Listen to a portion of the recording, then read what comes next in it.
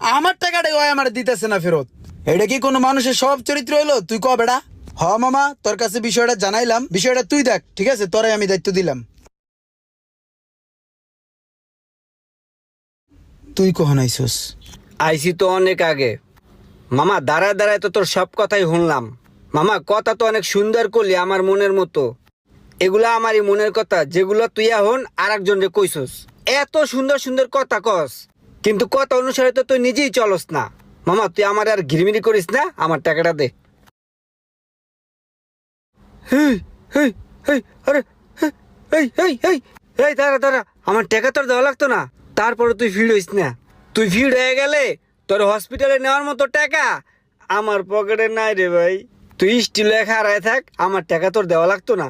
আমি আর জীবনে তোর কাছে টাকা চাবো না, আমারে মাফ করে দে ভাই, ঠিক আছে? আমার ভুল হয়ে গেছে ভাই, তোর টাকা ওলার দেওয়া। থাক, আল্লাহ হাফেজ।